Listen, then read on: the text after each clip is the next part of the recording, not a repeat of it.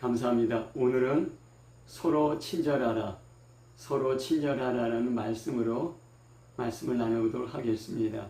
본문은 에베소서 4장 31절 32절입니다. 제가 봉독하겠습니다. 너희는 모든 악독과 노함과 분냄과 떠드는 것과 비방하는 것을 모든 악의와 함께 버리고 서로 친절하게 하며 불쌍히 여기며 서로 용서하기를 하나님이 그리스도 안에서 너희를 용서하신 것 같이 알아. 아멘. 워치만 리라는 중국의 유명한 복음 전도자가 있었습니다. 그는 이 에베소서를 좌행 참의로 요약했습니다. 좌는 앉으라는 것이고 행은 행하라는 것이고 참은 서라는 것입니다. 에베소서 2장 4절부터 6절에 보면은 긍휼이 풍성하신 하나님이 우리를 사랑하신 그 큰 사랑을 인하여 허물로 죽은 우리를 그리스도와 함께 살리셨고 너희는 은혜로 구원을 받은 것이라. 또 함께 일으키사 그리스도 예수 안에서 함께 하늘에 앉히시니. 이것은 우리의 구원을 말하고 있습니다. 그리스도 안에서 구원받은 신자의 주의, 그리스도와 함께 하늘나라 보좌에 앉았다는 것입니다. 왕이라는 것입니다. 그래서 앉아서 안식하면서 우리의 모든 문제와 모든 짐과 우리 자신까지도 주님께 맡긴다는 것입니다. 또 에베소서 5장 2절에 그리스도께서 너희를 사랑하신 것 같이 너희도 사랑 가운데 행하라. 세상 안에서 신자의 생활을 말하고 있습니다. 하늘나라의 보좌에 앉아있지만은 우리 영적인 신분은 이 세상에서 하늘나라 사람으로서 살고 행해야 된다는 것입니다. 우리들의 윤리적인 그런 생활 태도를 말하고 있습니다.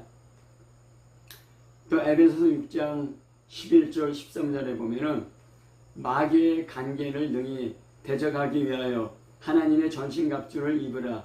우리의 씨름은 혈과 육을 상대하는 것이 아니요 통치자들과 권세들과 이 어둠의 세상 중환자들과 하늘에 있는 악의 영들을 상대함이라. 그러므로 하나님의 전신갑주를 취하라. 이는 악한 날에 너희가 능히 대적하고 모든 일을 행한 후에 서기 위함이라. 서야 된다는 것입니다. 우리 신앙생활에는 적, 원수가 있다는 것입니다. 마귀와 구어석한 악령들입니다. 그래서 이 원수에 대한, 적에 대한 우리의 태도가 어떻게 되는지, 그래서 우리는 영적 전쟁을 준비하고 영적 전쟁에서 이기고 서야 된다는 것입니다. 그리스도 안에서 앉아서 안식함으로 우리 신앙이 시작됩니다. 그의 능력으로 걸어가게 살아가고 이 땅에서 그 신자의 삶을 살아가야 되는 것입니다. 그뿐만 아니라 영적인 공격에 맞서 싸우는 법을 배우고 싸움에서 이기고 든든히 서야 한다는 것입니다. 그리스도 안에서 앉는 것만으로 충분하지 않습니다. 그리스도 안에서 이 땅에서 행하는 것을 배워야 합니다. 또 그리스도 안에서 앉고 행하는 것으로 충분치 않습니다. 성령의 능력으로 싸우고 서는 것을 배워야 한다는 것입니다.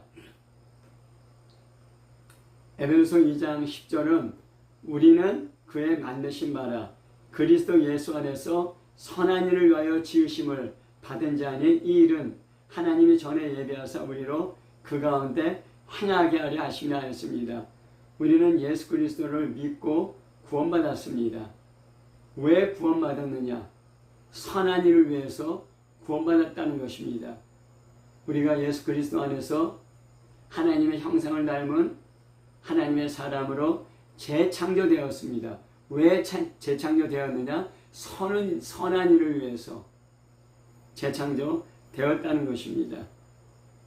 오늘은 그 선한 일 중에 이 세상에서 윤리적인 생활을 어떻게 살아야 되는지 그런 부분을 나눠보도록 하겠습니다. 에베소서에 보면은 두 가지 생활 방식이 대조되고 있습니다.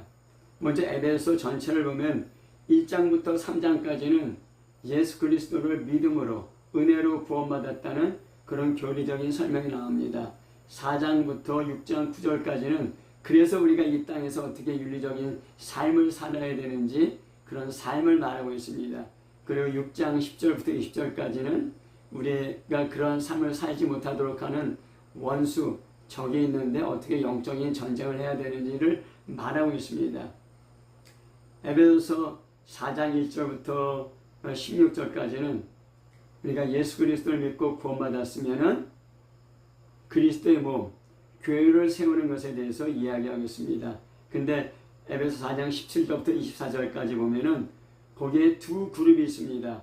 마음이 굳어졌기 때문에, 딱딱해졌기 때문에 하나님의 생명에서 떠나 있고 우리 총명, 이해력이 어두워진 그런 사람들입니다. 그런 사람은 예수 믿지 못하고 구원받지 못한 사람입니다. 또한 부류의 사람은 새 생명을 얻은 사람입니다. 이 새 생명을 얻은 사람과 새 생명을 얻지 못한 사람의 그 삶의 대조가 나오는데, 가장 중요한 것은 이런 새 생명을 얻지 못한 사람들은 결국 자기를 파괴하고 공동체를 파괴하는 그런 삶을 살게 된다는 것입니다. 하지만 새 생명을 얻은 사람은 자기의 덕을 세우고 공동체의 덕을 세우고 이렇게 하모니를 이루면서 산다는 것입니다. 우리가 예수 믿기 전에 옛날의 생활 방식에 대해서 잠깐 살펴보도록 하겠습니다.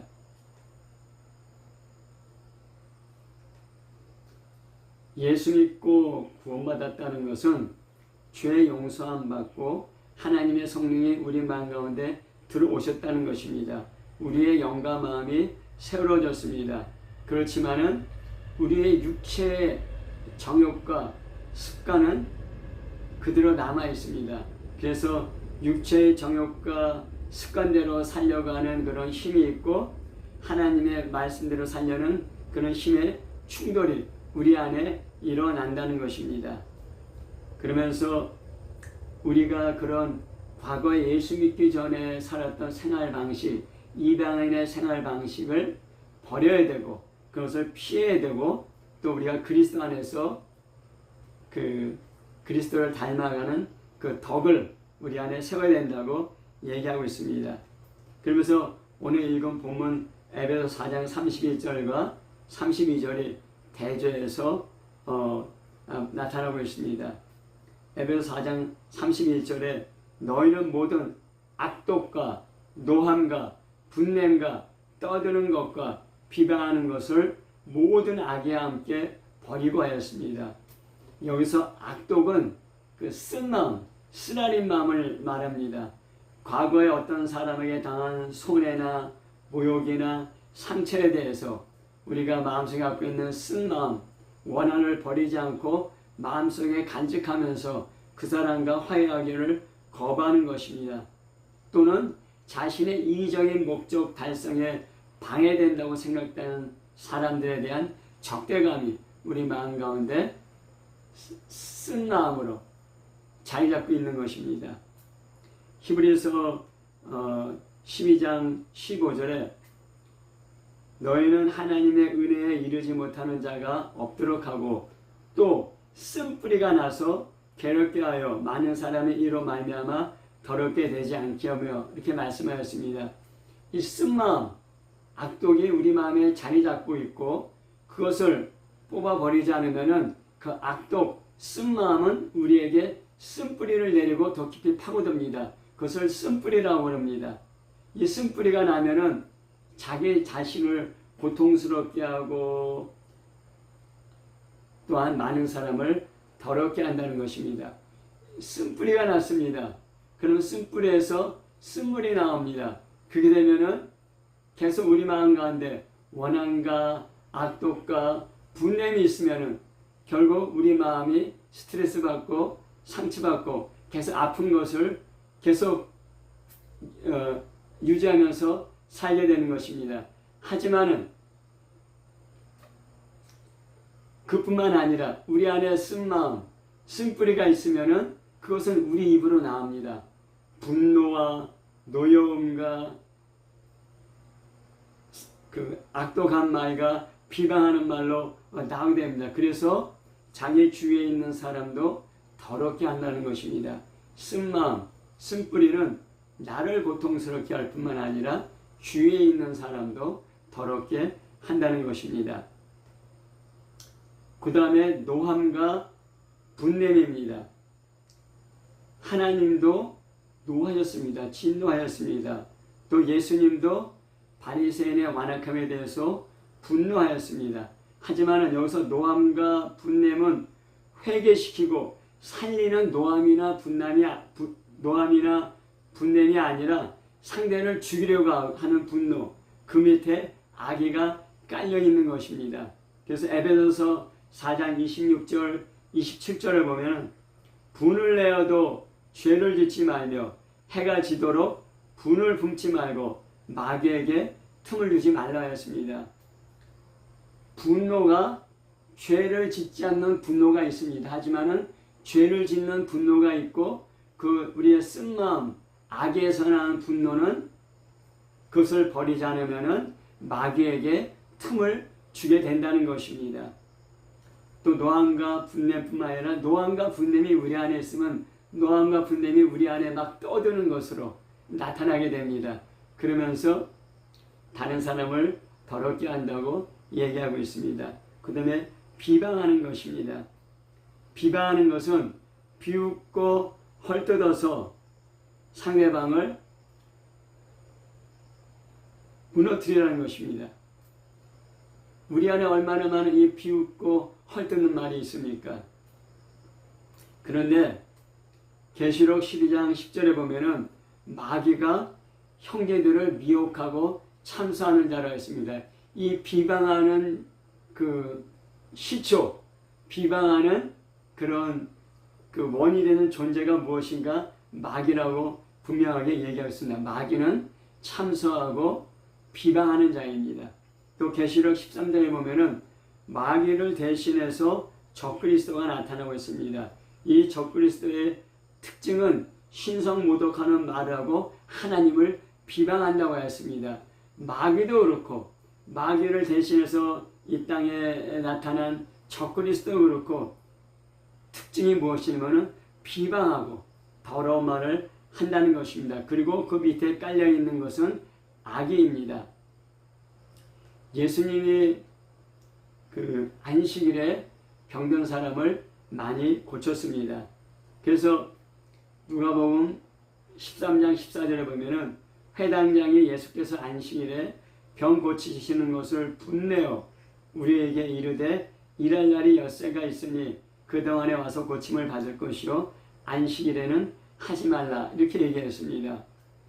그랬더니 예수님이 뭐라 말씀하셨냐면은 주께서 대답하여 이르시되 외식하는 자들아 너희가 각각 안식일에 자기의 소나 나귀를 외양간에서 풀어내어 이끌고 가서 물을 먹이지 아니하느냐. 그러면 18해 동안 사탄에게 매임받은 이 아브라함의 딸을 안식일에 매임해서 푸는 것이 합당하지 아니하면서 예수님은 그 회당장에 대해서 책망하였습니다. 안식일은 노동과 모든 무거운 짐으로부터 쉬라고 하나님께서 주신 날입니다. 한번 생각해 보십시오. 18년 동안 마귀에게 눌리고 꼬부라져서 고통당한 여인이 있습니다. 이 여인의 안식은 무엇입니까? 마귀로부터 해방되고 꼬부라지고 눌린 것으로부터 치유되는 것입니다. 그것이 참된 안식입니다. 근데 회당장은 안식이라는 이 규칙이 있는데 왜 안식일에 사람을 고치냐고 오히려 예수님을 책망하였습니다. 이 회당장은 자신의 전통, 자신의 교리, 자신의 이념에 배치된다고 병든 사람을 고치는 것을 비방했습니다. 자신의 종교적 기득권을 침해한다고 비방한 것입니다. 제가 이제 미국에서 신학 공부할 때 그 기독교 역사를 가르치던 어떤 흑인 교수가 있었습니다. 그 흑인 교수가 이제 제가 제 논문을 발표하고 난 다음에 저한테 얘기했습니다.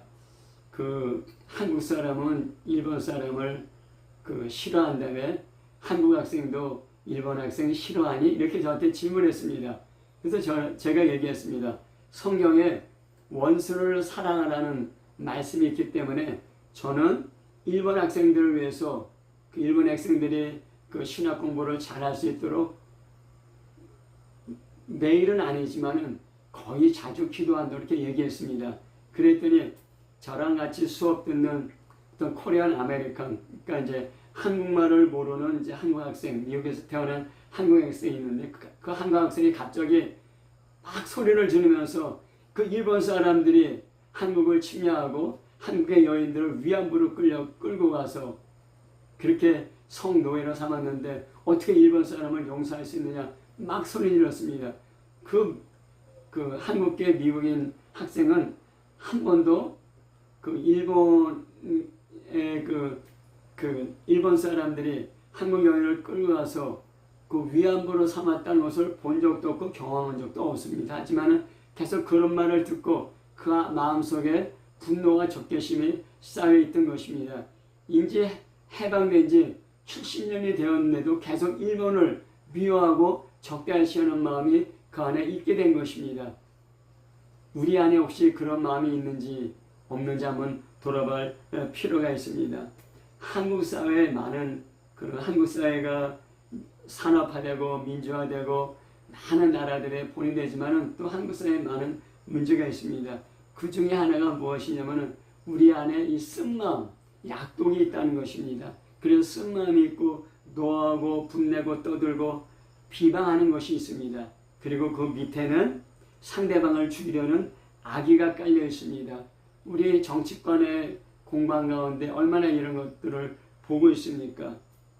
이런 것들도 직업적으로 하는 사람들이 있습니다. 그러면서 기득권을 구축하며 그것을 통해서 계속적으로 분노와 적대감을 재생산하면서 거기서 어떤 자기 자신의 이익을 얻고 있습니다. 또 대중들은 그런 분위기에 휩쓸리고 있습니다.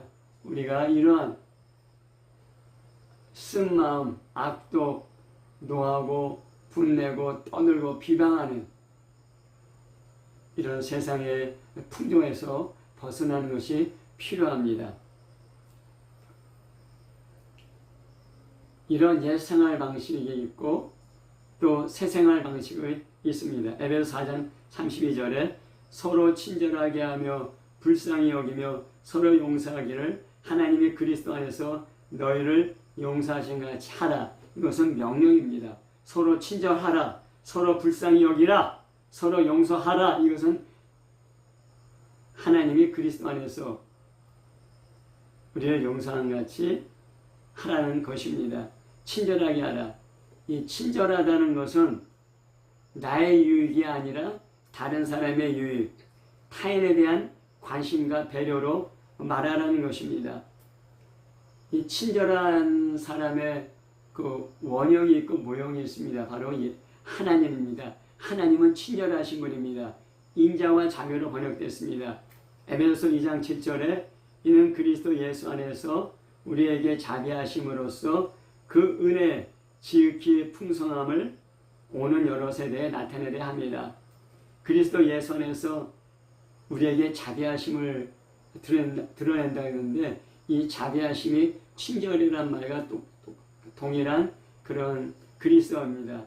하나님은 우리에게 친절하십니다. 우리에게 친절하신 분입니다.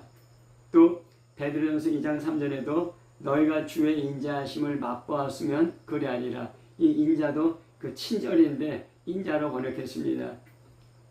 주 예수 그리스도의 하나님뿐만 아니라 주님, 주 예수 그리스도도 우리에게 친절하신데 그런 주 예수 그리스도의 친절하심을 맛보았으면 너희도 이렇게 친절할 수 있다는 것입니다. 여러분 아마 이 설교 말씀을 듣는 분들이 대부분 교회 나가는 분들일 텐데 정말 그 예수 그리스도의 친절하심, 하나님의 친절하심을 맛보았습니까? 맛을 본 사람이 그 맛을 압니다. 친절함을 받은 사람이 친절할 수 있는 것입니다. 우리가 세상에 살면서 불친절하고 사납고 거친 사람들과 섞여 살게 되면은 우리도 불친절하고 거칠고 사나운 것들을 닮아가게 됩니다. 하지만은 비록 그러한 삶을 살아서 우리 안에 불친절함이 있다 하더라도 하나님의 친절하심, 예수 그리스도의 친절하심을 맛보면, 경험하면 우리도 친절한 사람이 될 수 있다는 것입니다. 제가 2002년 12월 달에 이제 미국에 신학 공부하러 떠났는데, 그 신학 공부하러 떠날 때 마음이 많이 깨져 있었고 상해 있었고 무너져 있었습니다. 그런데 미국에서 공부하면서, 물론 신학 공부를 통해서 성경을 더 깊이 알아가면서 제 마음이 치유됐지만은 더 직접적으로 제 마음에 치유가 된 것은 그 학생들, 그 미국 학생들이, 그 외국인 학생들이 저를 친절하게 대해주고 친절하게 말해주고 친절하게 환영해주는 그런 친절함 가운데 제 마음에 많은 상처와 아픔과 무너졌던 것들이 치유되고 회복된 것을 제가 경험하고 있습니다. 또 불쌍히 여기라는 것입니다. 불쌍히 여긴다는 것은 부드러운 마음으로 상대방을 동정하고 부드러운 마음으로 상대방의 감정을 이입하고 그것을 이해한다는 것입니다. 우리가 이제 좀 전에 친절하라는 지금 말씀을 배웠는데, 근데 백화점 매장에 있는 여직원들 친절합니다.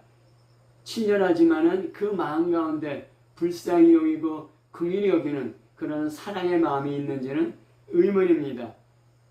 우리가 겉으로 외모적으로 친절할 뿐만 아니라 우리 안에 친절한 마음, 불쌍히 여기고 긍휼히 여기는 마음으로 상대방을 대하라는 것입니다.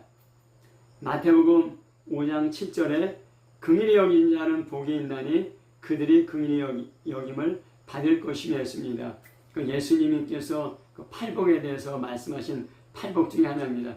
그 중에 하나가 무엇이냐면 긍휼히 여기지 않은 복이 있는데 그들이 긍휼히 여김을 받을 것이라는 것입니다. 누구를 긍휼히 여겨야 됩니까? 첫 번째는 자기 자신을 긍휼히 여겨야 됩니다. 하나님의 말씀의 거울 가운데 우리 자신을 바라보게 될 때, 성령의 빛으로 우리 자신을 비춰줄 때 우리가 얼마나 잘못된 사람인지 우리가 알게 됩니다. 그때 우리가 하나님 앞에 우리를 불쌍히 여겨주시고 긍휼히 여겨달라고 기도하게 됩니다. 그렇게 하나님 앞에 자비와 긍휼을 구하는 사람은 다른 사람도 불쌍히 여기고 긍휼히 여기는 마음으로 볼 수 있게 된다는 것입니다.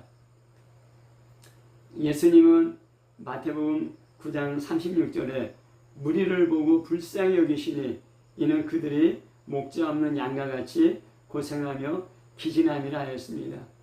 예수님께서는 자기에게 몰려든 무리들을 불쌍히 여기시고 불쌍히 여겼습니다. 왜 이러냐면은 그들을 이끌어줄 지도자가 없고, 그래서 목자 없는 양같이 고생하며 피곤하고 지쳐있는 그들의 모습을 봤기 때문입니다. 마태복음 11장 19절에 인자는 와서 먹고 마심에 말하기를 보라 먹기를 탐하고 포도주를 즐기는 사람이요 세리와 죄인의 친구로다니 지혜는 그 행한 일로 말미암아 옳다함을 얻느니라. 그러니까 예수님을 비판했는데 왜 비판했느냐? 먹기를 탐하고 포도주를 즐기는, 이거 뭐랄까, 술주정뱅이라고 예수님을 비판했습니다. 그리고 세리와 죄인의 친구라고 했습니다. 우리가 그 당시에 그 세리는 로마에서 세금을 부과하면은, 만약에 이 동네에서 100만 원의 세금을 거두라 그러면은 세리는 그 동네에서 200만 원의 세금을 거두고 100만 원만 그 로마에 보냅니다. 그렇기 때문에 이 세리를 동네 사람들은 싫어하고 미워하고 비판하고 따돌림 받았던 것입니다. 그리고 당시 그 이스라엘 사회를 보면은 로마의 지배에 있었기 때문에 그 이스라엘 사람들은 인두세라 그래갖고서 속주세, 자기 소득의 10분의 1을 그 로마에 냈습니다. 그뿐만 아니라 관세가 있었고, 또한 배상, 매상세가 있었습니다. 그러니까 로마에 최소한 3%의 세금을 냈습니다. 그 다음에 그들은 종교적인 민족이기 때문에 예루살렘 성전에 10분의 1 정도의 11조를 냈습니다. 그 종교적인 세금을 냈습니다.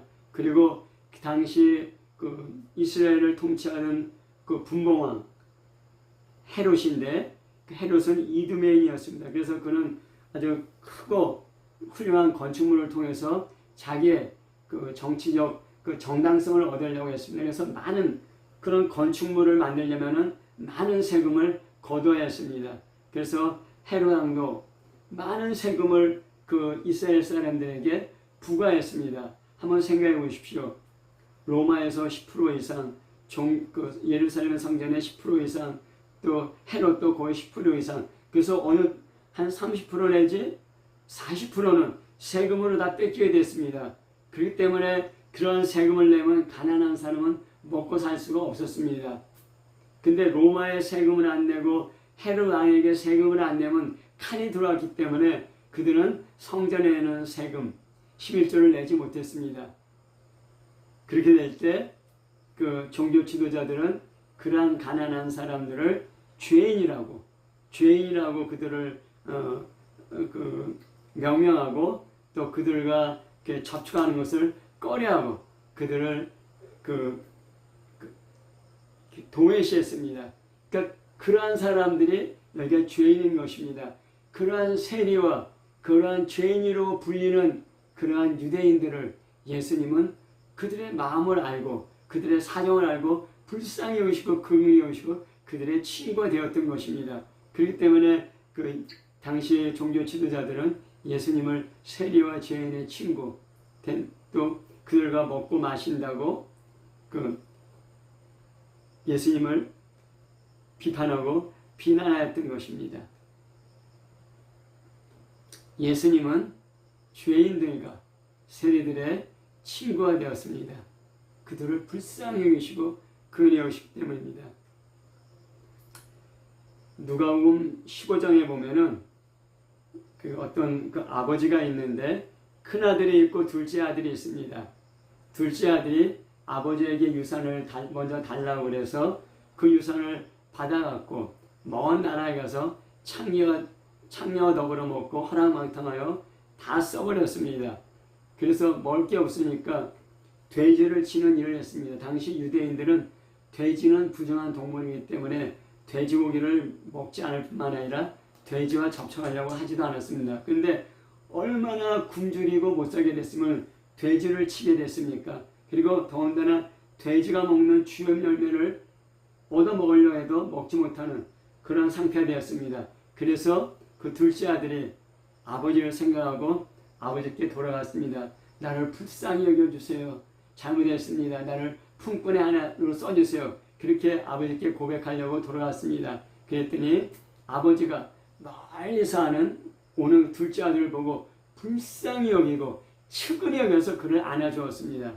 그런데 그 집에 큰아들이 있었습니다. 큰아들은 둘째 아들이 그 재산을 다 먹어치웠는데 어째 그 둘째 아들을 친절하게 받아주고 둘째 아들에서 잔치를 베푸느냐, 오히려 분노했습니다. 그랬더니 아버지가 그 큰아들을 그 마음을 이제 위로하고 가라앉히는 그런 이야기가 나옵니다.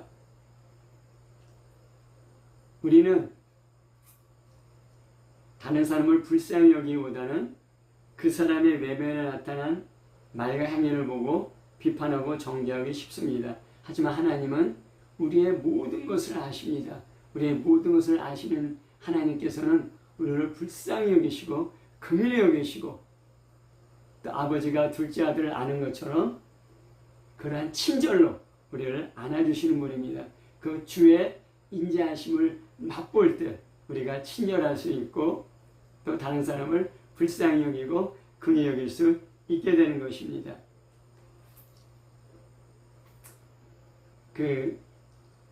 제가 이제 예수 믿고 교회 다닌 지 얼마 안 돼서 있었던 일입니다. 이제 제가 어떤 구역에 속해 있었고 그 구역장이 있었는데 저희들은 이제 그 고난 주간에 그 금식을 합니다. 그래서 이제 담임 목사님이 금식하자고 금식을 선포했습니다. 그리고 이제 금식을 잘 끝내고 부활절 예배를 이제 잘 치르고 다시 이제 구역 모임이 있었습니다. 근데 구역 모임이 있었는데 어떻게 서로 얘기하다 보니까 그 구역장은 금식을 못했어요. 왜냐하면 그 구역장이 노동하는 일을 하고 있었기 때문에 금식하고 밥을 먹지 못하면은 그 노동을 할 수 없었기 때문에 금식하지 못했다 그렇게 얘기했습니다. 그때 제가 그때 뭐라 그랬냐면은 일하다가 쓰러질지언정 금식해야 되지 않냐 그렇게 얘기했습니다. 제가 전혀 그 사람에 대해 그 구역장에 대해서 불쌍히 여기는 마음도 친절한 태도도 없었습니다. 제가 참 잘못한 것이었죠. 그런데 제가 이번 여름에 하나님께서 저에게 갑자기 금식하라는 그런 마음을 주셨습니다. 그때 제가 제일 먼저 제 마음속에 떠오른 생각이 큰일 났다. 시골에 와서 농사 짓다 보니까 밥심으로 농사 짓는다고 밥을 안 먹으면 정말 노동을 못 하겠더라고요. 그래서 그 말씀을 금식하라는 하나님의 그런 주신 그 생각이 딱 떠오르는 순간 이거 어떻게 금식하나 큰일 났다 그런 생각이 전에 뚝 떠올랐습니다. 옛날에는 뭐 금식하면서 직장생활도 하고 금식하면서 여러 가지 일도 할 수 있었는데 지금은 그렇게 못한 형편이 되었습니다. 그러면서 제가 과거에 그 구역장에게 쓰러질지언정 금식해야 된다고 했던 말이 기억나면서 어떻게 30년 전에 그 말이 제 생각에서 기억나는지 모르겠습니다. 제가 회개하게 됐습니다. 불쌍히 여기고 긍휼히 여기는 마음, 하나님이 주시는 마음입니다. 세 번째는 용서하는 것입니다. 친절하고 불쌍히 여기는 마음으로 대해지면은 오히려 은혜를 원수로 갚는 사람이 있습니다. 오히려 그럼에도 불구하고 배반하고 비방하는 경우가 많습니다. 그때 어떻게 해야 되는가? 용서하라는 것입니다. 제가 미국에서 어떤 조그만 교회에 이제 전도사 생활을 했는데 그때 담임 목사가 저에게 한 얘기를 들었습니다. 미국에 처음 이민 오거나 그 유학생으로 오면은 아무것도 모르기 때문에 어린애처럼 하나하나 도와줘야 되고 가르쳐야 됩니다. 그래서 우리 담임 목사님이 새로 이민 오는 사람이나 새로 유학 오는 사람들을 정성껏 도와주고 어떻게 미국 생활을 해야 되는지 가르쳐주고 저 여러 가지 그들을 그 미국에서 생활할 수 있도록 도와줬는데 그런데 도움받은 사람들 대부분은 마지막에 오히려 자기를 배반하고 떠난다는 것이었습니다. 오히려 자기를 비난하는 사람도 있었다는 것입니다. 그래서 자기는 더 이상 그 유학 오는 유학생이나 이민 오는 이민자들을 적극적으로 돕지 않고 도와달라고 하는 것, 그것만 도와준다 이렇게 얘기했습니다. 근데 성경에서 말씀하시는 것은 무엇이냐면 용서하라는 것입니다. 누가복음 6장 35절에 하나님은 은혜를 모르는 자와 악한 자에게도 인자하시니라 했습니다. 은혜를 베풀어주고 도와줬는데도 은혜를 모른 척하고 오히려 배반하고 적대시합니다. 그런 은혜를 모르는 자, 악한 자에게도 하나님은 인자하시다고 친절하시다고 말씀하고 있습니다. 그는 은혜를 모르는 자와 악한 자에게 친절할 수 있는가 쉽지 않습니다. 하지만은 그리스도 안에서 하나님이 하신 일을 본받아 갈 수 있도록 성령님께서 우리를 도우십니다. 근데 어떻게 그런 은혜를 모르는 자와 악한 자에게 친절하고 인자를 베풀 수 있느냐? 계속적으로 용서할 수 있기 때문에 가능한 것입니다. 내 힘으로는 용서하지 못하지만은 하나님께서 용서할 수 있는 힘과 능력을 성령을 통해서 우리에게 주십니다. 마태복음 18장에 보면은 형제가 내게 죄를 범하면 몇 번이나 용서해야 됩니까? 7번이면 됩니까? 베드로가 이렇게 질문했습니다. 7번 용서하는 것이 자기가 할 수 있는 최대 용서입니다. 근데 예수님은 7번뿐만 아니라 70번씩 7번이라도 하라고 합니다. 70번씩 7번 하라. 네가 용서할 수 있는 네 한계를 뛰어넘어서 용서하라는 것입니다. 어떻게 이게 가능합니까? 내 힘은 안 됩니다. 내 힘으로는 내 한계를 뛰어넘을 수 없습니다. 하나님의 은혜입니다. 성령님의 도우심입니다. 그렇게 계속적으로 용서할 때 계속적으로 친절하고 계속적으로 불쌍히 여기는 마음으로 살 수 있게 되는 것입니다. 마태복음 18장 35절에 너희가 각각 중심으로 마음으로부터 형제를 용서하지 아니하면 내 천부께서도 너희에게 이와 같이 하시리라 하였습니다. 중심으로 마음으로 형제를 용서하지 않는다면 하나님께서도 우리를 용서하지 않는다는 것입니다. 그럼 우리의 영혼은 어떻게 되겠습니까? 용서하는 것은 단지 윤리적인 삶의 모델일 뿐만 아니라 천국 가느냐 지옥 가느냐를 가릴 수 있는 중요한 그런 기준이 되는 것입니다. 우리는 예수 믿고 구원받았지만은 아직도 우리 안에 옛날의 습성이 남아 있습니다. 또 우리 육체가 있는 동안에는 육체의 정욕과 육체의 욕망과 육체의 그 소욕이 계속적으로 우리 안에 일어나고 있습니다. 그런 육체의 욕망과 육체의 욕심과 육체의 정욕과 옛날에 살던 삶의 습관은 계속 우리 안에 남아 있습니다. 비록 예수 믿고 구원받았지만은 계속 우리 안에 그런 것들이 계속 일어나고 있습니다. 그러한 것들을 우리가 피하고 그런 것들을 이기고 친절하고 불쌍히 여기고 용서하는 삶을 사는 것은 우리 힘으로 되지 않습니다. 성령의 능력으로 가능합니다.